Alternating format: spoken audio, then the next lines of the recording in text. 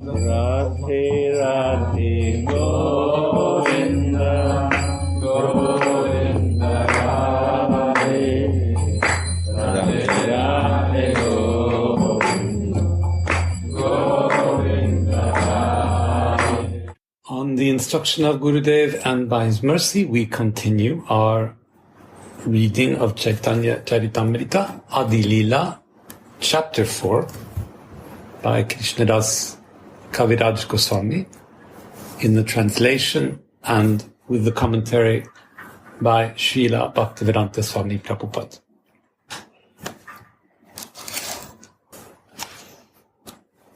Let me know if sound is okay, or if it's not okay, maybe it's better. We'll go slowly. Very good. Thank you, dear. Thank you, dear. We'll go slowly today and remember to start why we're doing this, why the life of Caitanya Mahaprabhu is important for us, and why we begin hopping into the middle of the life of Caitanya Mahaprabhu, the early middle, but nonetheless the middle, at the point where he's describing the confidential reasons for his appearance, the personal reasons, the internal reasons, the ones related to his own soul, the ones related to his own spiritual existence. Why are these so important for us in our practice, and how can we find inspiration by understanding these reasons? There are many religions, there are many gods to choose among, many gods and demigods to venerate or to respect or to worship. That's not the issue for us. The issue is the relation we have to our God or gods, or in our case, our Ishtadev. When we focus on the external nature of the God, when we focus on the God with reverence and fear, with pure respect, then the God becomes a thing for us. It becomes an empty object for our material senses. Something we can view only from the outside. Something we can view with our minds, with our intellects. Something we can only understand from a distance. Something that can be admired, surely, but admired from a distance, from the outside. Something that can be enjoyed or touched or smelled, but always in intellectual ways, in material or subtle ways.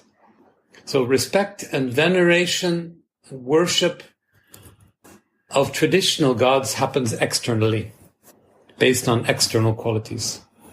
What's completely different in the Gaudiya tradition, by the mercy of Caitanya Mahaprabhu, is that divinity becomes an internal relation.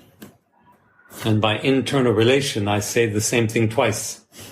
It's a relation because it's a relation to what's in the heart of God. A relation to God's soul, a relation to God's personality. And it's a relation that's very close because our own soul, as Atma, is part and parcel of the Paramatma, the super soul, which is God. So the very first idea in bhakti, the practice of bhakti in the Gaudiya tradition, is that true spirituality is relation. A relation from heart to heart. And excuse me. And that's why we're so interested in this chapter 4, because it's about the internal nature of Caitanya Mahaprabhu, the internal thoughts and feelings. It's about the soul that wants to have a relation with our soul, about the feelings that want to have a relation with our feelings. And on its highest level, as we remember, those feelings are feelings of love. The highest form of feeling is love, and the highest form of love is love of God, or prema. So Caitanya Mahaprabhu embodies exactly this idea, this aspiration that spirituality is relation. Bhakti is the expression, or maybe let's say something like the reality of Krishna's desire to have relation with his devotees. And why relation with devotees? Because he wants to understand what it is to have relation with God himself.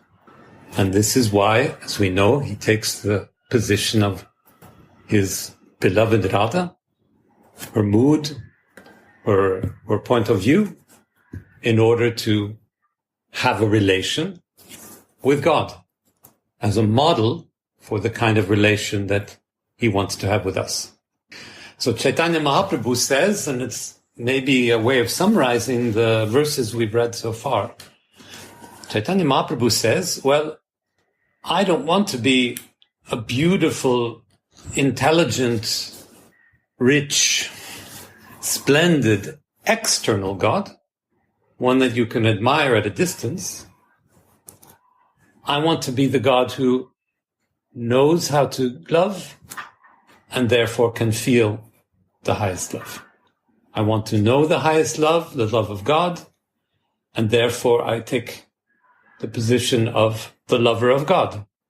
And Caitanya Mahaprabhu is the incarnation of God as lover, Radha, and God as beloved, Mohan. And this is then why he took birth, as you know, in Navadvip, at the end of the 15th century. I said it before, but it's worth repeating, a very modern appearance. So 15th century in Europe, this is about the time when we were inventing the printing press, I think, a Gutenberg press. It was about the time when Henry VIII was marrying his sixth or seventh wife.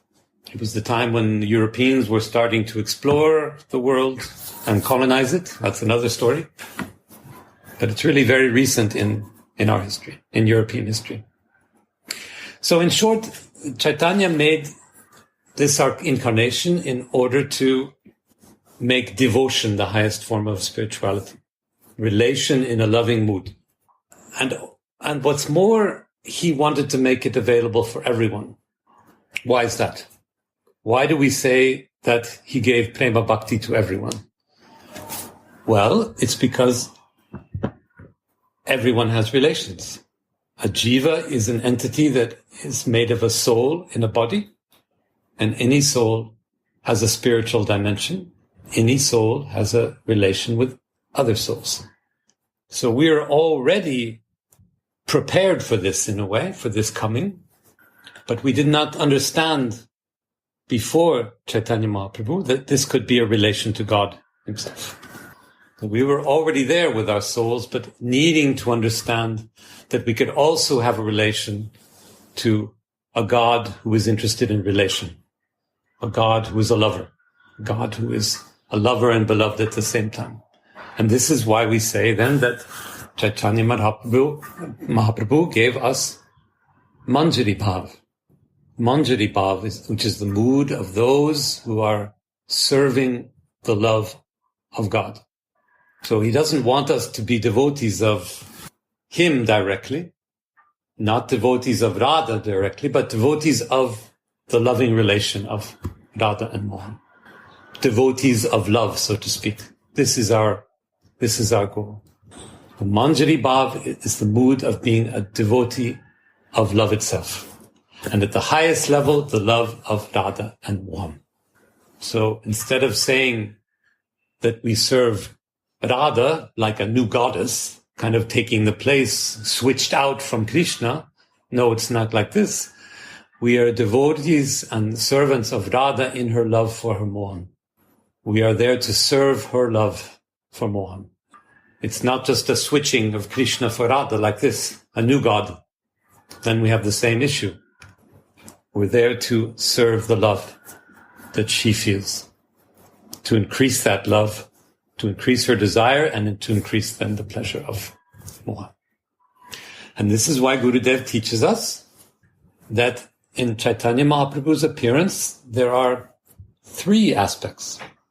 Radha as lover of Mohan, Mohan as beloved of Radha, and Manjari Bhav as consciousness of this love and service of this love. So it's this service that is our goal when our goal is to be Manjaris. So there is our origin story in a very brief form, if you like. So we're reading chapter 4. We'll continue. I won't spend more time on looking backwards. The internal, the confidential reasons for appearance. This followed chapter 3, you remember, which was the external reasons for appearance. And the final note to make in our introduction is that we often speak of the life of Chaitanya Mahaprabhu in two stages, even though the work Caitanya Caritamrta has 3 parts. We sometimes say that the early life, the Navadip Lila, until he turned around 22 and started to manifest the appearance of a devotee of Krishna in his external form, what Gurudev sometimes calls 2 souls in one body. And then the latter part of his life, when he's starting to have realizations about the Braj Lila, about the loving relations between Radha and Mohan. He's visualizing these, he's talking about these, he's feeling this as though he's living it himself towards the end of his life. So this is an internal consciousness that's developing. And this is what Gurudev sometimes calls 2 bodies in one soul. So the Navadvipa Lila, 2 souls in one body. So Krishna and a devotee of Krishna in one body. And in the Raj Lila, towards the end of his life, 2 bodies in one soul, Radha and Mohan. Last time we finished verse 31 and then read 2 more verses. Verse 31, we talked about, again, Parakya Bhav, and how loving relation towards Krishna makes us forget our material consciousness. And the story that we talked about as the example of this is the Gopi Lila, the Rasa Lila, where all the gopis who are married and have children and families and homes, they find that their inner feelings for Krishna, their soul feelings, their spiritual feelings are so strong that they forget their material consciousness. They leave their material consciousness for spiritual consciousness. In other words, the beauty of the internal life of Krishna is enough to inspire all of us to turn to our spiritual feelings, our deep, authentic feelings for the divine. These deep spiritual feelings are not romantic love. That's material. Not Hollywood love, like I call it, but rather pure, selfless attachment to the divine. A second point to remember was that Prabhupada commented very nicely that devotional service begins when we give up our designations. It was this word designations that we discussed a bit last week. A designation is a role that we're given externally, that we're given from outside us, by someone else, without any regard for our soul identity, for our svarup. And Prabhupada had commented that we begin our devotional life when we give up the identities that others give us. And we go deeper in the identity that lies in our own soul. So that was a very interesting and beautiful way of talking about the evolution towards our svarup. And the third and last point on verse 31 was about viraha,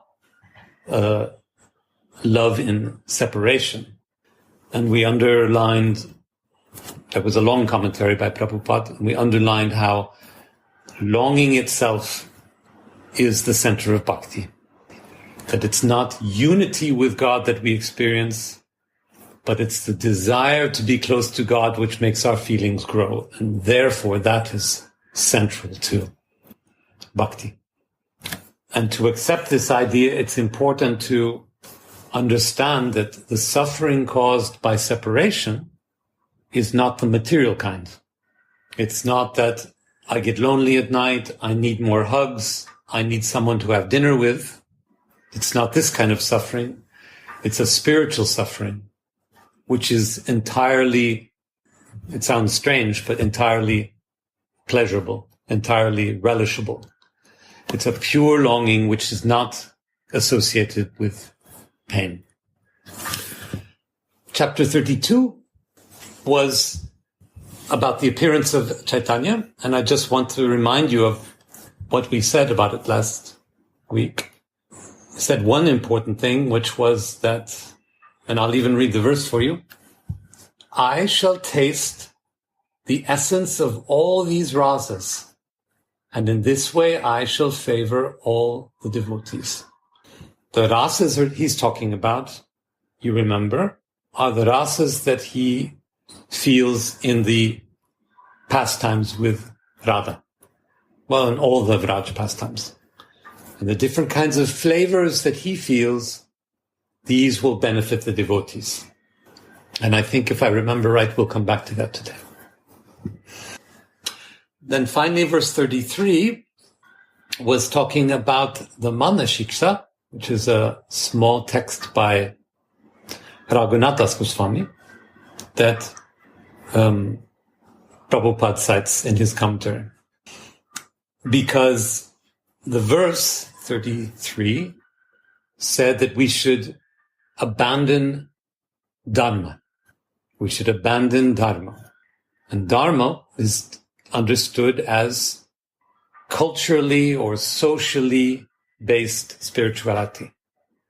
The spirituality that we seek is based on the Svarup, on the soul, not on external practices, not on external rules and regulations, which make up the social religion, which is called Dharma.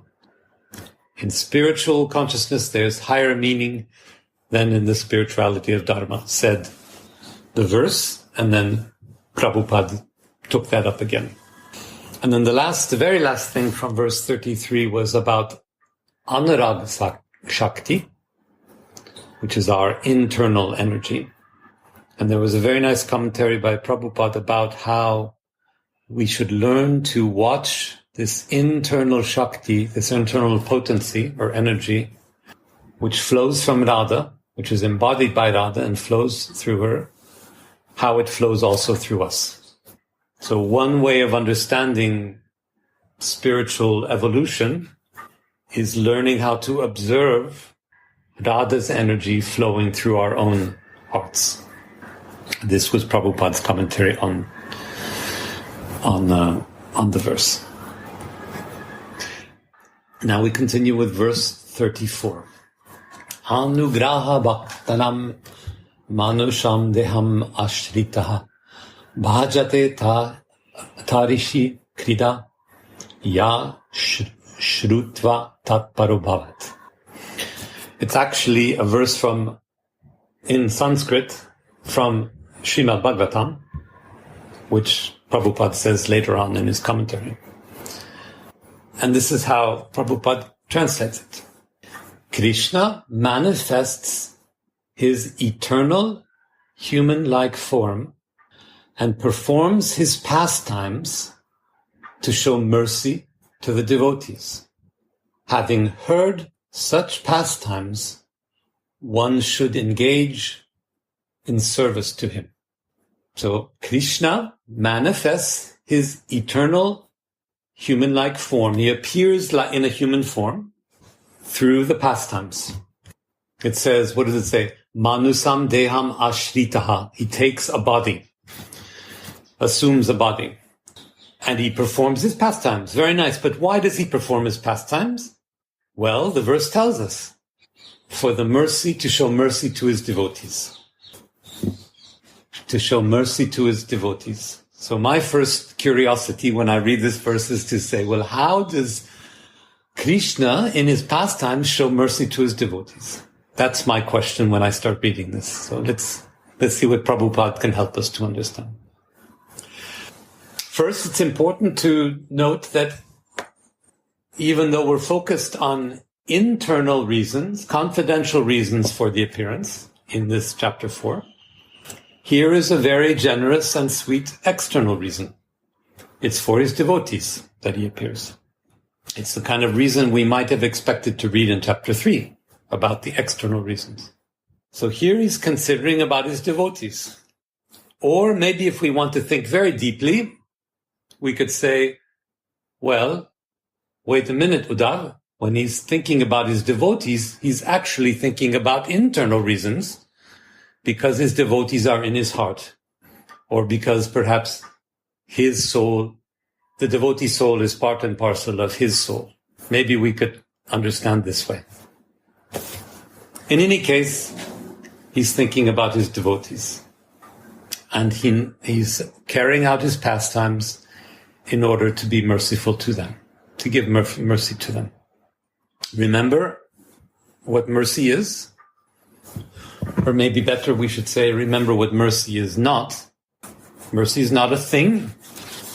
Mercy is not an object. It's not like a piece of gold or a coin of money. It's not food or water. It's not a house or a car. Mercy is a way of being. Mercy means letting come what will come, letting flow what needs to flow. And when I say it's not a thing, I don't mean it's unimportant. It's everything. Because we are blocked in every way. We jivas, we sadhakas. So mercy is letting flow what needs to flow, removing the blockages. So it's not a normal gift. So when we say Krishna gives us the gift of mercy or something like this, it's not a gift that's a thing. It's a gift as a way of being. And there's nothing we could do to get this mercy. We can pray for hours if we like. It doesn't matter. Mercy, we remember this slogan, mercy is causeless. There's no cause for it. It just comes. And when it comes, the energy that needs to flow, flows. The energy that needs to come, comes. So now in this verse we read that, well, Krishna is doing his pastimes to show mercy. How does he show mercy by doing his pastimes? Well, the greatest mercy, I think, and we'll come to Prabhupada here very soon, the greatest mercy, I think, is that he helps his devotees to understand what prema is. By allowing us to observe the pastimes of Radha and Mohan in the forests of Vrindavan, we come to an understanding of what the meaning of our lives is, namely prem. The goal of our life as bhaktas is to increase prem, to realize prem. And by doing his pastimes, Radha, Mohan lets us understand that, or lets us observe that, lets us have some kind of realization of that. So Caitanya Mahaprabhu comes, two souls in one body, Radha and Mohan, two souls in relation to each other, so that we, the sadhakas, on the path to becoming manjaris, can observe what goes on between these two souls. And what goes on between these two souls is love, prem. He came as two souls so that we could see what kind of loving energy flows from God to God, from Radha to Mohan, from Mohan to Radha. So that is the mercy of letting this understanding come to us, letting us discover this understanding, and by discovering this understanding, naturally letting us discover it in ourselves. Because how can we understand prem, divine love, love of God? Only by feeling it ourselves. Only by finding that little trace of it in our own hearts, and then grow in that trace to make it bigger. You cannot explain prem. You cannot go to the bookshop and get the book about prem. You can only discover it through association. And the greatest association that we could have is of Radha and Mohan in their loving relation, exchanging prem. That is the way that we can understand it. That is the mercy of Caitanya Mahaprabhu. Once again, it's mercy because it's letting come what must come. And what is it that must come? Our understanding of prem. Letting flow in us the deepening understanding of prem by observing more closely the exchange of love between Radha and Mohan. Letting us observe ever more closely, and who observes the very most closely?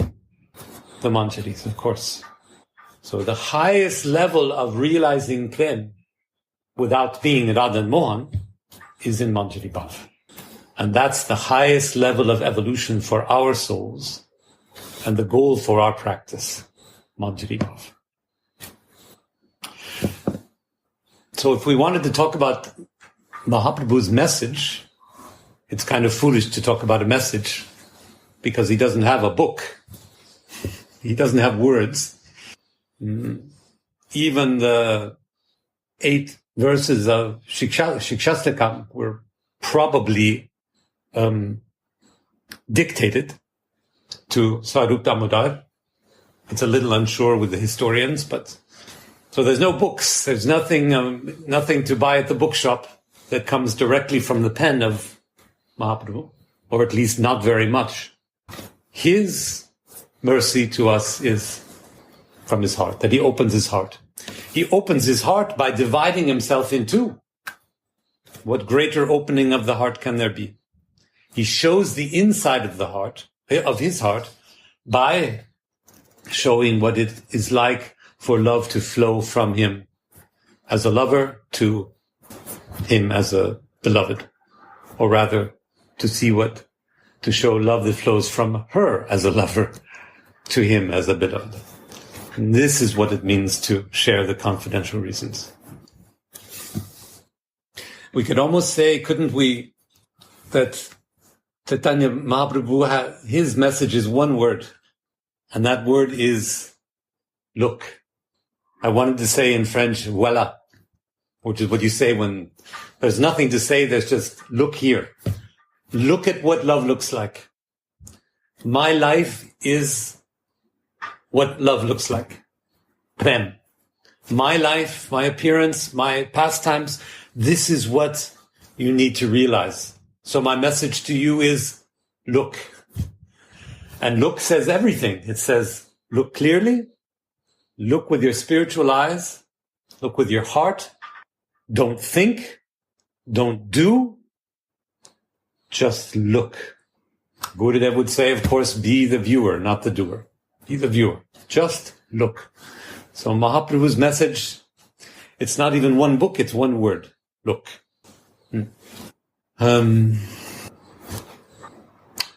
Let's see.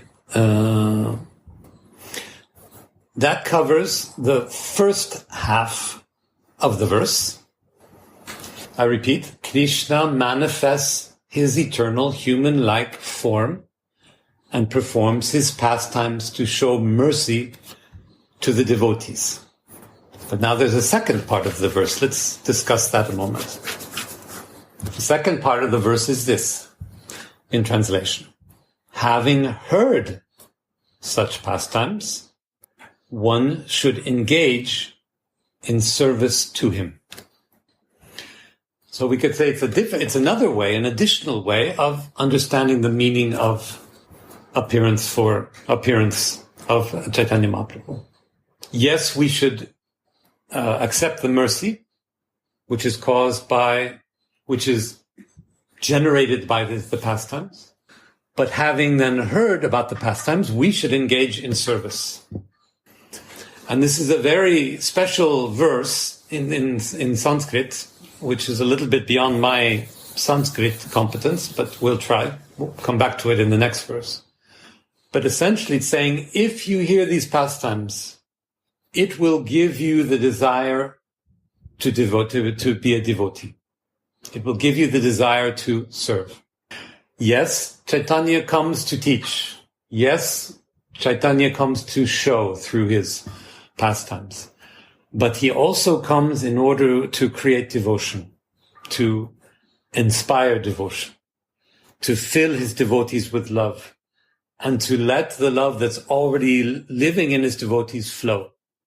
And this is why we listen to these divine pastimes when we read Vilapakus Manjari and Radharasa Sudhanidhi and other beautiful works. We don't listen to them so much for the facts and figures of the pastimes, but in order to feel the charm, the tenderness of the pastimes, so that we can release the feelings that we have in our hearts through the pastimes. So we hear these tender stories and it makes our hearts beat and it makes our feelings flow. This is the second half of the verse, which says that he shows us the pastimes in order to make devotees out of us, to increase our devotion. Because when we increase our devotion, then we increase our support, our love for Radha, who increases her love for Mohan, and Mohan is happy. So the pastimes are also a kind of door opener for our feelings, which is again what we said mercy is. It's something that makes things flow, makes feelings flow. Now let's go to Prabhupada's commentary and see what he says. First, he says this text, the verse, is from Srimad Bhagavatam. That's like I said before. And he goes on, Prabhupada, the Supreme Personality of Godhead has innumerable expansions of his transcendental form, who eternally exist in the spiritual world. So endless forms, and they've always been there, they'll always be in the spiritual world. He goes on, this material world is only a perverted reflection of the spiritual world, where, meaning in the spiritual world, everything is manifested without inebriety. This is a very strange word that I had to look in the dictionary myself. Inebriety means drunkenness. So the material world is a perverted reflection of the spiritual world. It's an impure version of the spiritual world. And in the spiritual world, everything is without drunkenness, without confusion, without unclearness, without inebriety. Inebriety is a state of the material world, where we are drunk on material distractions, drunk on material pleasures and sensations, where we live in our material ears and our material eyes and our material senses. Uddhava, couldn't it be the other way around? That this material world isn't manifested without drunkenness, without this pleasure, without this love, without being intoxicated by this prema. In German, it sounds like this, that the material world is manifested without drunkenness, only rational. It's manifested in the spiritual world without drunkenness. Can you read in German? Yes. Unsere materielle Welt ist nur eine verzerrte Spiegelung der spirituellen Welt. Ah ja, okay.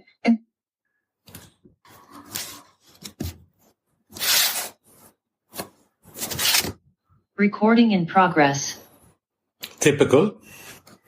It blocked just at the moment you said, oops, are you still blocked? Yes. Radhe, are we back?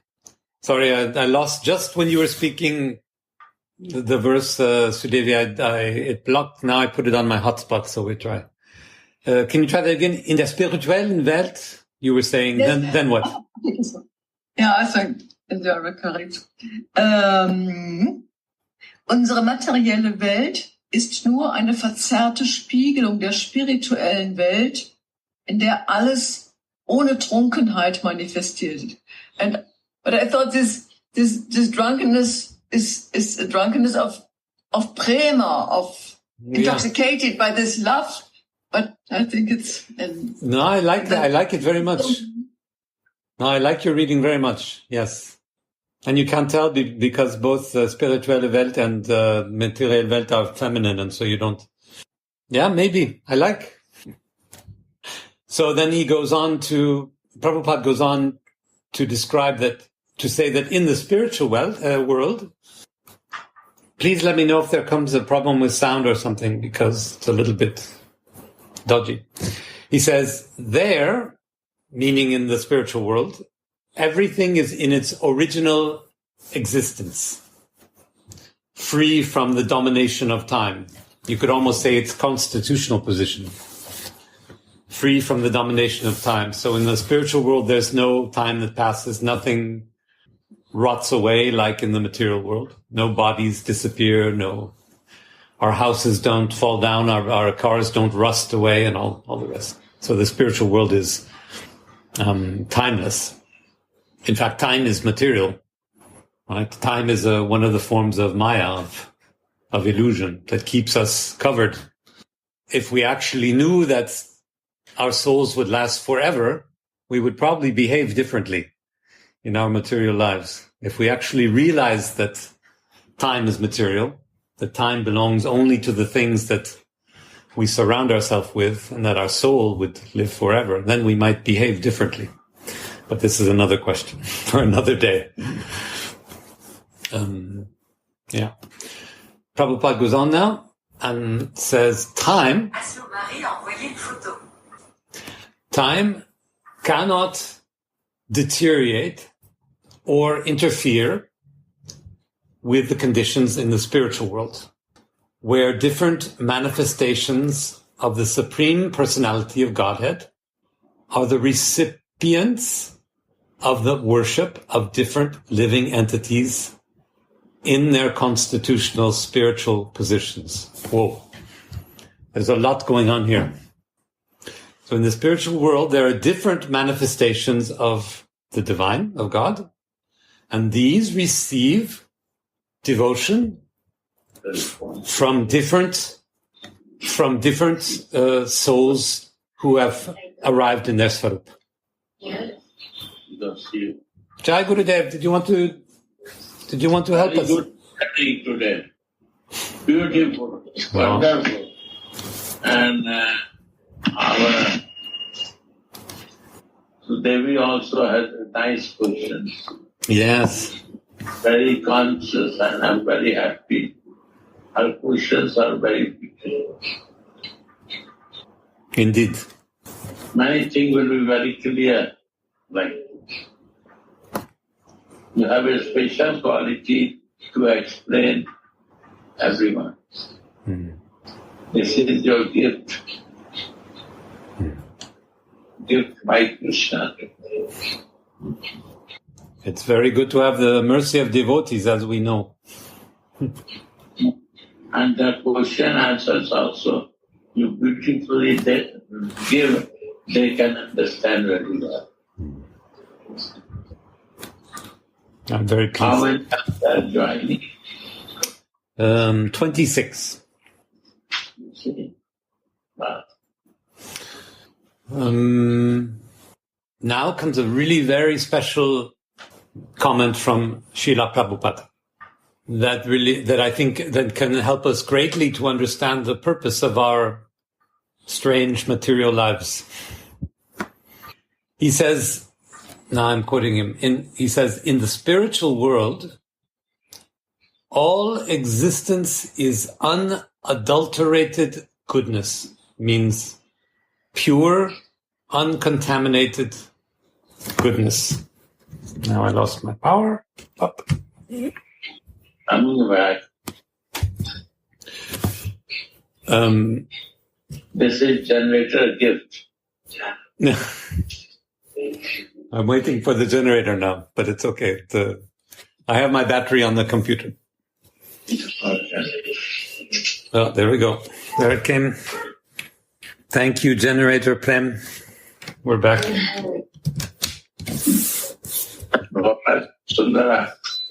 Thank you, Gaurasundara. He was very quick to come to Vrindavan, Gaura, then. It only took him 10 seconds to arrive, and he fixed everything.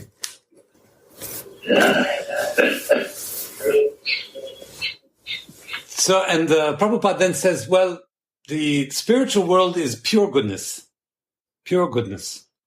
And then he says, the goodness found in the material world is contaminated by the modes of passion and ignorance, by the gunas, you remember from Bhagavad Gita.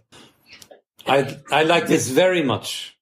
It says to us that material world is fundamentally good, but it's covered by material coverings. And that when we learn to realize and clear away the blockages to our own realization, then the material world itself will appear fundamentally good, fundamentally spiritual.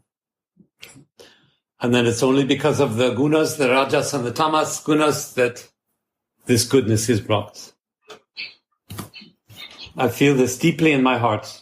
And it's not too many, you don't read it very often, but I feel this very deeply, that the constitutional position of all souls and all the material world too is fundamentally good, and that we are simply standing in the way through our different attachments and blockages. We're standing in the way of this goodness. Now, Prabhupada again, the saying that the human form of life is the best position for devotional service has its special significance because only in this form can a living entity revive his eternal relationship with the Supreme Personality of Godhead. Also a magnificent comment. I repeat. The saying that the human form of life is the best position for devotional service has its special significance, special meaning, because only in this form can a living entity revive his eternal relationship with the Supreme Personality of Godhead. It's only because we live in this form as jivas, as soul beings in material bodies, that we are able to return to our constitutional position. Prabhupada says, revive our eternal relationship. We can return to our constitutional position by returning to our Svarup and re-establish our relationship with the Supreme Personality of Godhead. Radhe Radhe. हाँ बोलिए। हाँ हमारा की वो छाता के लिए मैंने आपको वीडियो भेज दिया था। अच्छा देख लेते हैं। देख लो उसको। और पैकेट नहीं लाया। हाँ पैकेट आ गई आज मैं लेके आ रहा हूँ मुझे थोड़ी देर के बाद। अच्छा। ठीक पैकेट भी आया आपका। So in other words, the relation, the pure, complete relation to the divine is already there in our constitutional position, in our Svarup, waiting for us to clear away the rubbish, clear away the coverings through our devotional service. It's covered, but it needs to be revived, brought back to life. And it's this process then of bringing back to life of our Svarup, which is sleeping under all the covering.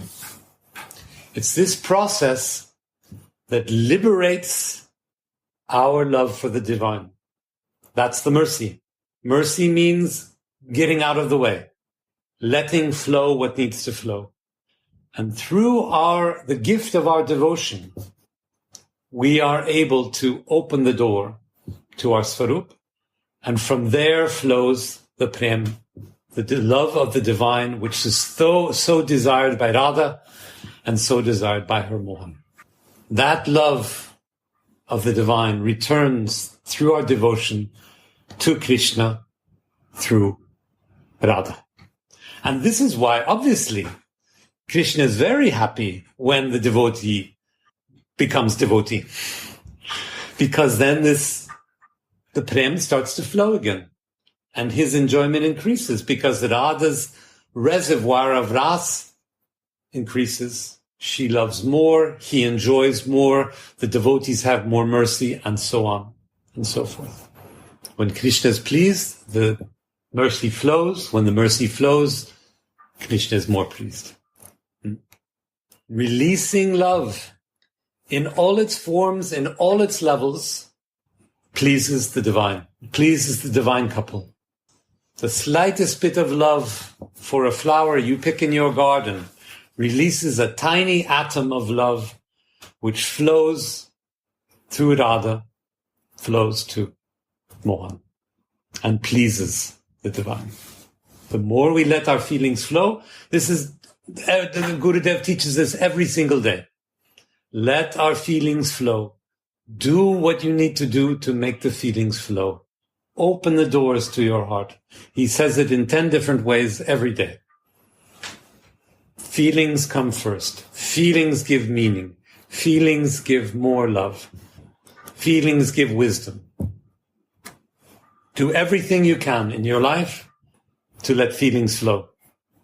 That's another name for devotion, making feelings flow. And it's the path. I think that's what Prabhupada is trying to say here. It's also the path to deepening our understanding of our Swarup. The more our devotion lets feelings flow, the more the divine couple is pleased, yes, but also the more we go deep into our own Swarup and discover our own constitutional position. So everyone is happy. I know it sounds a little bit utopian, but when feelings flow, Radha Mohan is happy, and we come closer to our Swarup. We come closer to what is real. We come closer to who we are, what we are, to our constitutional position. What's splendid about this idea is it doesn't matter what form this love takes. Very best is to dedicate direct and perfect love to Radha Mohan. Yes, that's very best.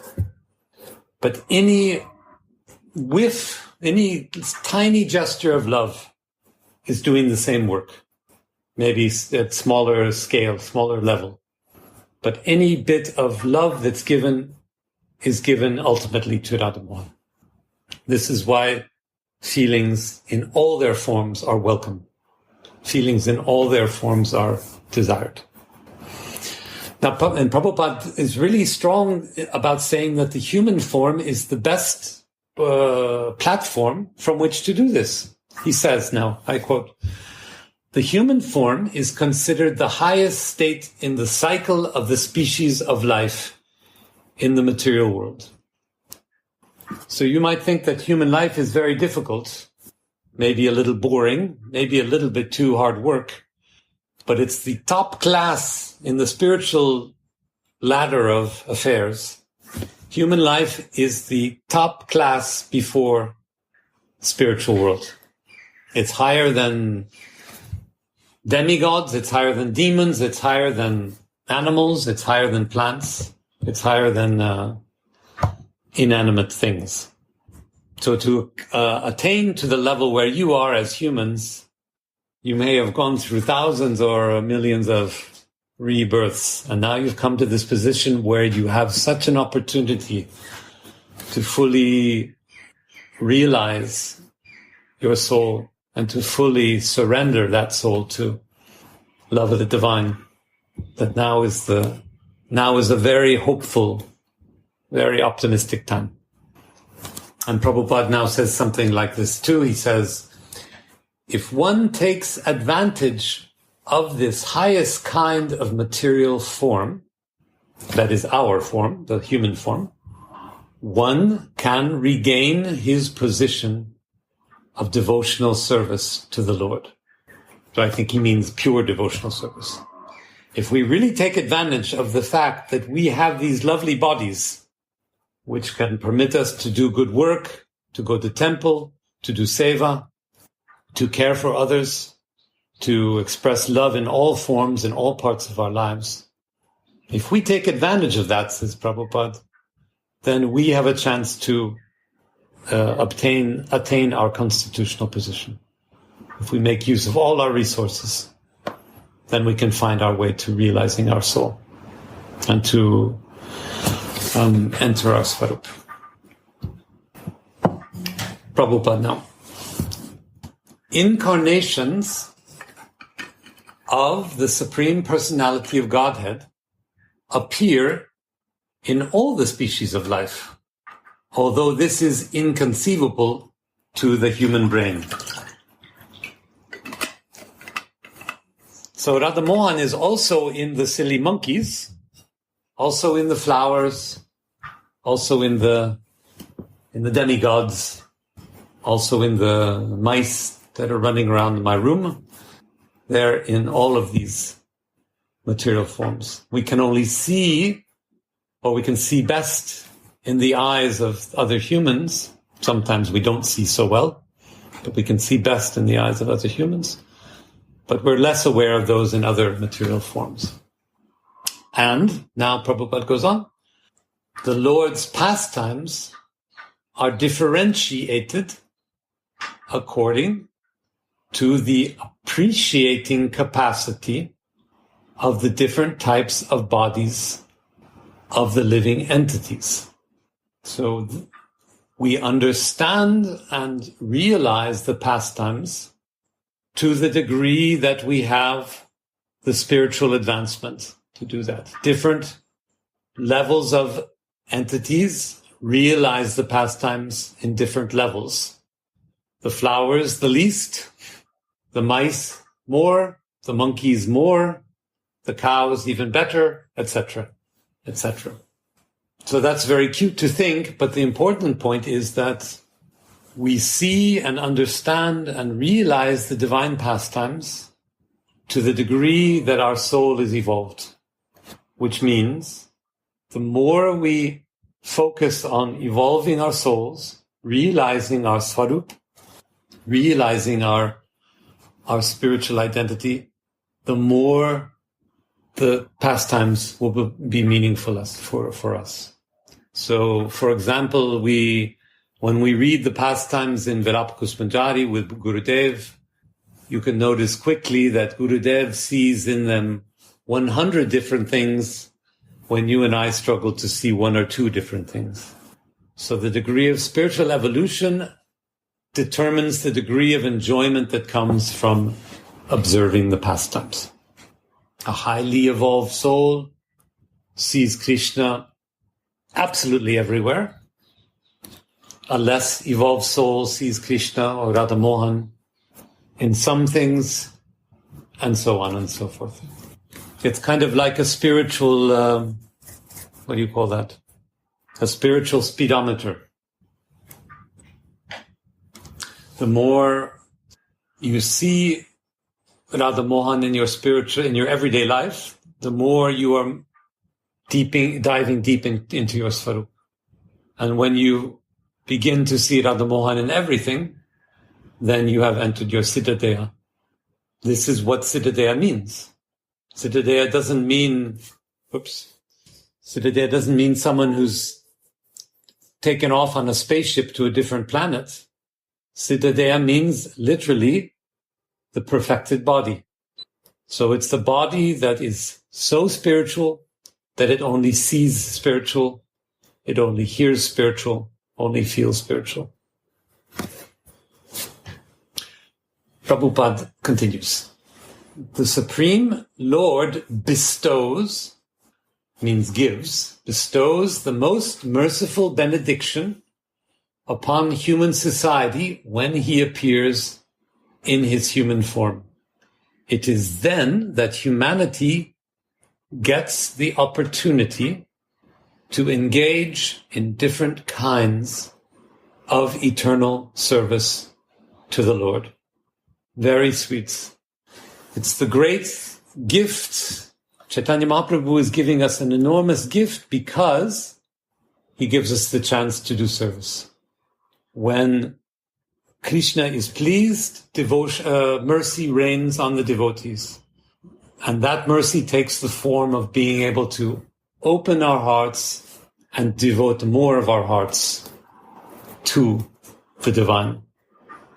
And since human beings, Prabhupada said a moment ago, since human beings are particularly good, particularly adapted, particularly clever at doing devotional service, the fact that he appears as a human among us gives us an extra possibility to advance in spiritual life, to advance in devotion, to do service at the highest level.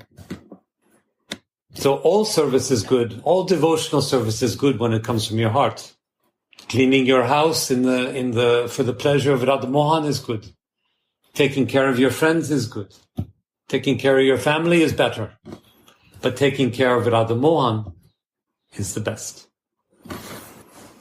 Now Prabhupada says special natural appreciation of the descriptions of a particular pastime of Godhead indicates the constitutional position of a living entity.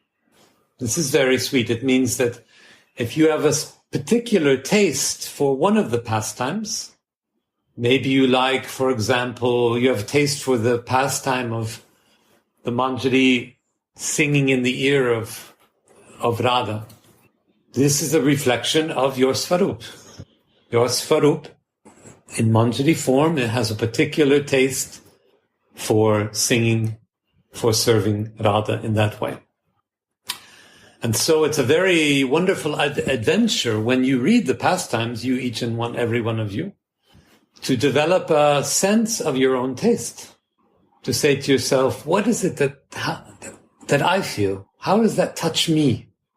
And when you focus on that specific flavor that you get from reading or listening to pastime, then that can help you to better understand your own Svarup, to understand what kind of Manjari you actually are, what kind of service you prefer, what kind of personality you have. So there's a very sweet pleasure to have by taking a completely personal relationship to the pastimes. When we're reading Vilapakus Manjari, for example, be sensitive to the taste that you have for each of these, and it will tell you and help you to come closer to yourself. Uddhava, I think this is really important, what you are saying. That means to appreciate myself in my uniqueness and don't look what others are doing. To trust myself. Lovely. Thank you very much. You said it better than I did. Thank you. So there is no competition. No, there's no competition. That's true. No, und was heißt Vergleich? No, comparison. Comparison, yes. Yeah. Competition perhaps. very, very sweetly said, yes. Association is important for us, but spiritual path is a unique and personal one. Every soul is unique. Every soul is unique, and every soul has a unique relationship to the divine. So then Prabhupada goes back to the different kinds of relationships we can have to Krishna. And these are relationships you'll remember from the theory of bhakti. He says, adoration, servitorship, friendship, parental affection, and conjugal love are the 5 primary relationships with Krishna. Adoration, servitorship, which is not an English word, but if you're wondering,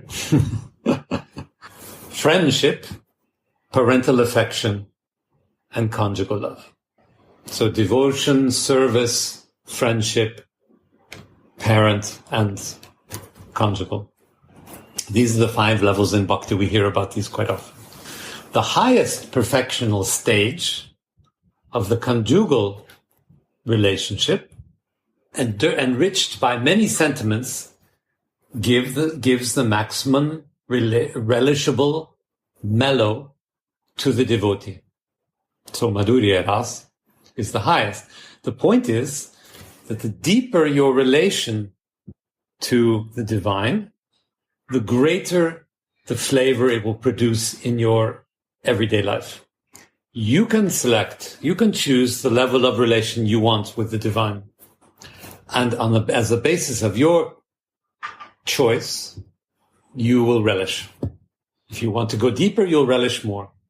If maybe you don't have time to go deeper, you relish somewhat less. But there's a very clear relationship between the devotion you give and the relish you will enjoy. The highest level is devotion to Radha, as in Manjari Bhav.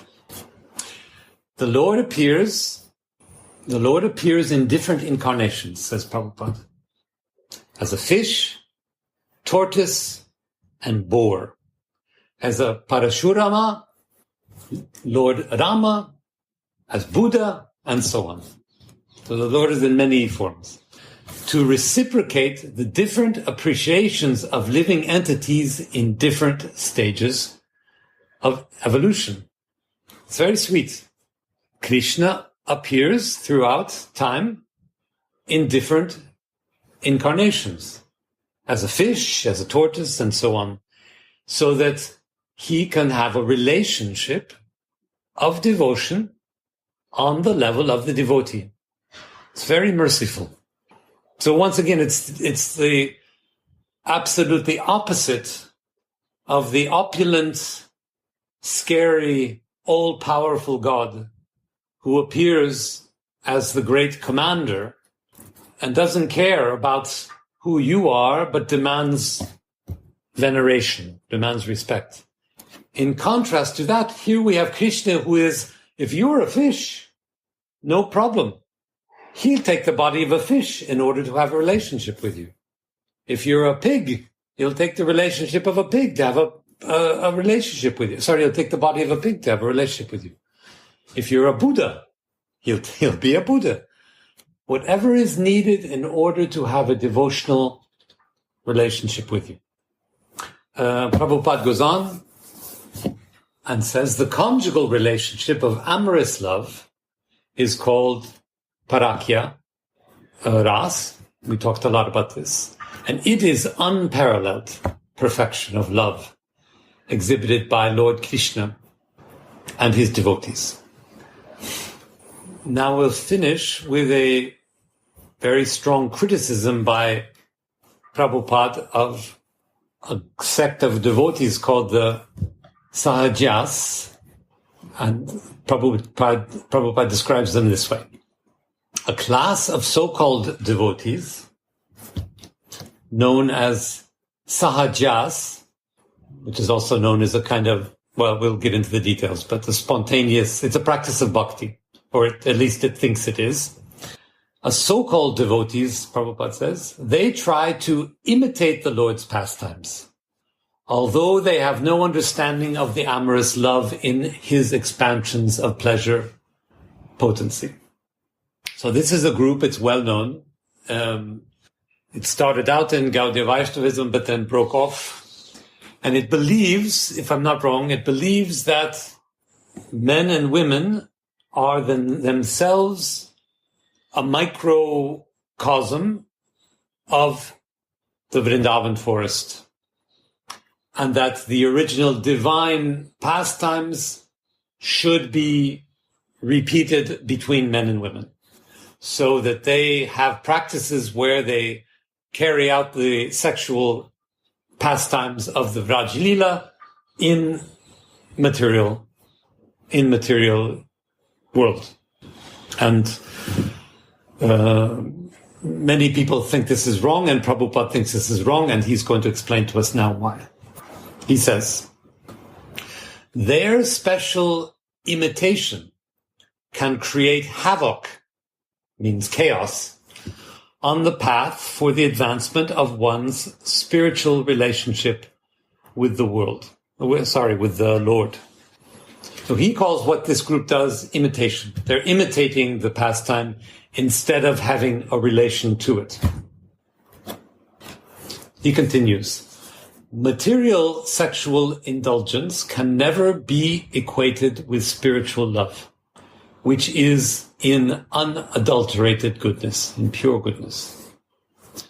The activities of the sahajas simply lower one deeper into the material contamination of the senses and mind.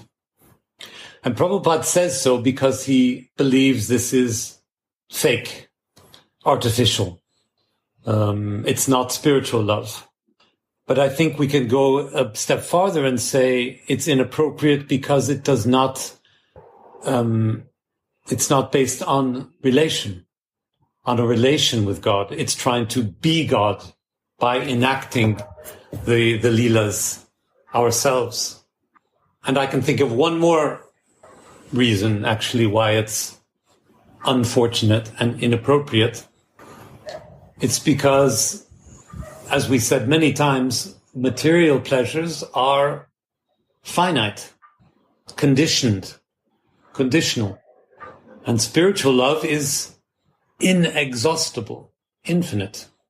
So when trying to imitate the practices of the Leelas with finite material practices, we can only hurt them. We can only weaken. We can only be left with bitterness and suffering. Now, Prabhupada will complete this criticism, and then we'll complete the commentary of this verse. Prabhupada says, Krishna's transcendental pastimes display eternal servitorship, so in the eternal seva or devotional service to Adhokshaja, Vishnu, which is Vishnu, the Supreme Lord, who is beyond all conception through material senses. In other words, this group of imitators cannot even conceive of what these pastimes are, let alone imitate them in material settings. Materialistic conditioned souls do not understand the transcendental exchanges of love, but they like to indulge in sense gratification in the name of devotional service. So because they are limited, we don't need to experience the same thing that Krishna experiences, the same thing that Radha and Mohan experiences. We want to have a relation to it. We don't want to be gods. We want to love God. And like I was saying, because these material experiences are limited, they're always limited in material life, they end when the sexual union ends. And then they're followed by suffering, by longing, by bitterness, by emptiness. And this is something that would never happen in the spiritual world, in the Leelas of the spiritual world. And that's why these material imitations are not imitations at all. They're imitations of a false idea of what an imitation would look like. Now, Prabhupada again, the activities of the Supreme Lord can never be understood by irresponsible persons who think the pastimes of Radha and Krishna to be ordinary affairs. The rasa dance is arranged by Krishna's internal potency, Yogamaya, and it is beyond the grasp of the materially affected person. So these imitators are very foolish to think they're imitating an experience of God. They're very foolish and they're very arrogant. Prabhupada says, trying to throw mud into transcendence with their perversity, the sahajiyas misinterpret the sayings tat paratvena nirmalam and tat parobhavet. Tat paratvena nirmalam means pure virtue through transcendence, and tat parobhavet means through devotion. So just the fact that they think they're imitating God is a disaster before it even starts. Prabhupada now is about to conclude. by misinterpreting Tadrisha Kadkrida, these pastimes, they want to indulge in sex while pretending to imitate Lord Krishna. But one must actually understand the imports, the meanings of the words through the intelligence of the authorized Goswamis. In other words, they cannot begin to understand what these pastimes mean. And I would say even if they study with the Goswamis, they will not understand perfectly. Srila Narottama Das Thakur says in his prayers to the Goswamis, he has explained his inability to understand such spiritual affairs. So even the great Goswami, Narottama Das Thakur, says that he can't understand the spiritual affairs. He says, Rupa Raghunatha Padeha Ibe Akuti Kabe Hame Bujhaba Se Yugala Piriti. Which he translates, Prabhupada translates, when I shall be eager to understand the literature given by the Goswamis, then I shall be able to understand the transcendental love affairs of Radha and Krishna. So it's not by imitating their sexual activities in the material way that we will understand the pastimes of God. It's by understanding through devotion these pastimes. And finally, Prabhupada says, in other words, unless one is trained under the disciplic succession of the Goswamis, one cannot understand Radha and Krishna. The conditioned souls are naturally averse to understanding the spiritual existence of the Lord. Averse means they are unable or unwilling to understand the spiritual existence of the Lord. And if they try to know the transcendental nature of the Lord's pastimes, while they remain absorbed in materialism, they are sure to blunder like the Sahajiyas. In other words, Prabhupada ends the commentary on this verse, 34, by saying the criticism of the Sahajiyas, these imitators, should also apply to all of us. If somehow we think we can understand the pastimes of the divine by imitating, then we are lost. We cannot understand in our material consciousness the transcendental pastimes of Radha Mohan. This is elementary. And if we do try to do that, we will blunder like the Sahajiyas. We can only understand the transcendental pastimes by becoming transcendental ourselves. And that means by entering deeply into our own Swarup, entering deeply into our own souls, entering in a profound devotional relationship with Radha Mohan through our practice of bhakti. Radhe Radhe